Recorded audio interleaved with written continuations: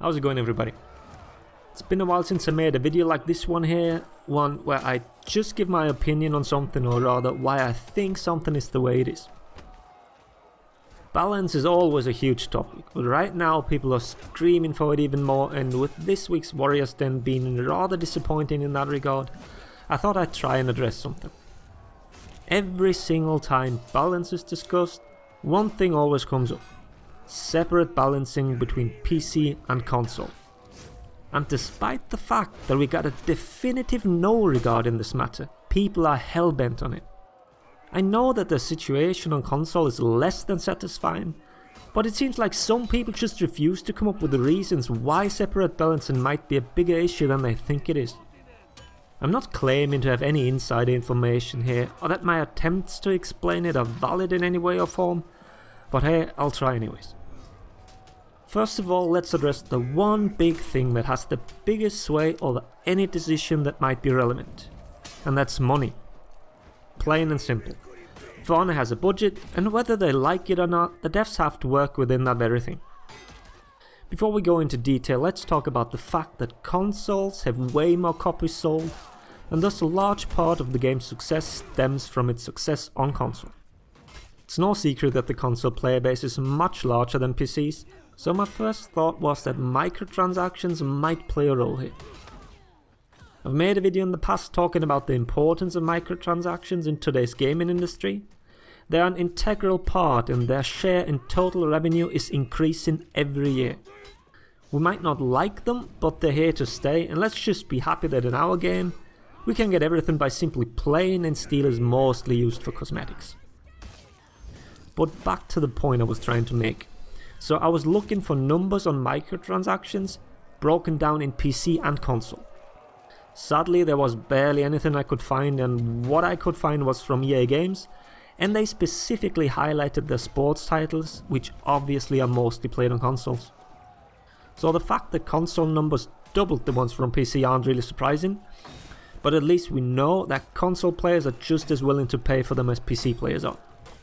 Another thing that wasn't really helpful is that the free-to-play titles are a huge chunk of overall microtransaction sales, and those are the ones these articles and obviously the game publisher themselves like to highlight and showcase how important they are.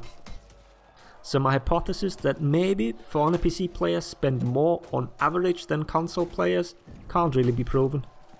But hey, it was a long shot to begin with. So to get back to the fact that separate balancing costs extra money. I think a lot of people are oversimplifying the whole matter here. It's not just, hey, let's hire 3 more coders and we're good. It's much more complicated. The thing starts way higher up the ladder. I already talked about the budget. There are people that assign these budgets. These people might have no idea about the specifics. They see the numbers, they understand that if they increase a value here, another value at the end might as well increase, and thus they have the desired result. What I'm saying is that it starts with these guys. They also have additional work to do simply by calculating what it all costs and then assigning everything. Restructuring of teams, additional hires, even more meetings, coordination between teams unaffected by platform and platform specific teams. All that will be a huge issue short term, and even if they figure it out long term, the whole thing will lead to even more obstacles that have to be overcome. And then you need more testers. They're testing multiple builds now that all can have separate issues. You guys complain plenty about the Q&A team in just my comment section. Just imagine doubling their workload, how many bugs will slip through? Okay, so let's just assume everything works out though. Budget, developing, testing, all went alright. Console patches will still have to be evaluated and approved by Microsoft and Sony respectively. PC patches don't have that issue. Does it now mean PC gets patches more often? We get small bug fixes immediately while console has to wait till the next big update? Remember that these updates not only take additional time, but it also costs money to patch games on consoles. Uplay is owned by Ubi. They can do whatever and whenever they want on it. Will the console population be happy with still having to wait for stuff? Or will they just regard PC players as their own personal beta testers? Or let's look at it the other way around. Will PC players still have to wait for console patches? Why don't they give us the small and frequent updates? Why would we have to wait for console? Wasn't that the whole point of separate balancing? So which one of the two player bases do you piss off now? You've just created new problems and people will complain no matter what. There might also be people that prefer a change made to one platform to also be applied to the other. And yeah, I know. But Freeze, it's a AAA company. They have the money. They can still do it. Well, yeah, they do have the money.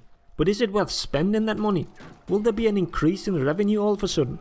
Will the majority of the player base even know that the game is balanced separately all of a sudden? Most players care fuck all. We're a small minority here. And just as a last thing, they've addressed this very topic on stream before. And they didn't leave themselves any wiggle room with their answer. They didn't beat around the bush. As I mentioned at the very beginning, the answer was a clear no. There won't be any separate balancing. But people still don't believe them for whatever reason. They keep bringing up the topic and then they are wondering why they don't get a response. The response was already given. A lot of people are just too dense to realise. Alright, so let's move on to the other big elephant in the room.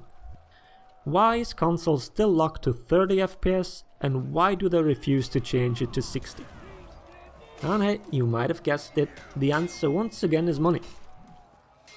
For the game to run at 60 FPS on console, the graphics would have to be tuned down quite significantly. And I'll let you in on a secret now. Games with shitty graphics do not sell. As sad as this is, it's still a fact. As long as the game looks good, people will buy it. The average player on console probably can't even tell the difference. It's you guys that know how incredibly important a high and stable frame rate is. You experience it every time you launch the game. But other people that just play occasionally might notice a little hiccup in their frame rate when they play, but not think twice about it. Hell, maybe he won't even notice. But what every idiot will see are weird looking textures, 2D looking foliage and so on. And that's why the emphasis is on graphics and not frame rate. Let's not kid ourselves, consoles are years behind PCs in terms of hardware, so developers need to make a choice. Do I want realistic graphics that everyone can see, or do I want gameplay only people having played the game for dozens of hours can even notice? Trailers, presentations, all that marketing shite. That's a huge part of how well a game will sell. And just to highlight this with an example in our very game, remember when the new versions of the current gen console came out last year? What changes were made to For Honor? Exactly, the console versions got a texture overhaul with better resolution and whatnot. They were throwing around the 4K resolution buzzword. That's how you attract people. The game looks amazing and people expect a certain level nowadays. I frequently get comments asking about why the game looks so shit. I play on low to get 144 frames. My GPU isn't strong enough to have nice graphics and high FPS. But I'm on PC and I can make the choice myself. You can't on console. That's also another reason. You have different console versions within the same generation now, but they play together. You can't have one run at 60 FPS and the other at 30. Okay, but let's not blow the frame rate issue out of proportion. The biggest issue for console seems to be an input delay, and no one knows what's causing it. Everyone who switched between the two platforms can clearly tell that there is that issue. And on top of all that, and what additionally adds to that problem, is the setup a lot of console players have. So if you want to have the best possible situation to play, then the following 3 things are incredibly important. First, a monitor with a 1 millisecond reaction time. Yes, some TVs have gaming settings and all that, but I'm pretty sure the TV wasn't made with that in mind, but that setting was slapped on at the end. So get a monitor. Second, plug in your controller. Wireless gives additional input delay. This might be very slight, but I think I've shown multiple times on this channel what a few milliseconds mean in For Honor. And third, stop using Wi-Fi. Use an Ethernet cable. Yes, it's a pain in the ass to run a cable through your flat, but it will be so much more stable. And because Wi-Fi is so common among consoles, it's not just you, but all the other players in the session as well that exacerbate the problem. So many possible missed packets. I'm not going to talk about how lenient For Honor is with kicks when it comes to connection, because I'd crack down on it massively. If you can't be bothered to fix your connection, then I can't be asked to play with you either. But that's a topic for another video. So, a lot of ranting later. I hope I made it a little clearer why we'll never see separate balancing or an increase of console frame rate. If I have somehow offended you with my opinion, please feel free to leave your need for validation down in the comment section. Until then, thanks for watching. Laters everybody.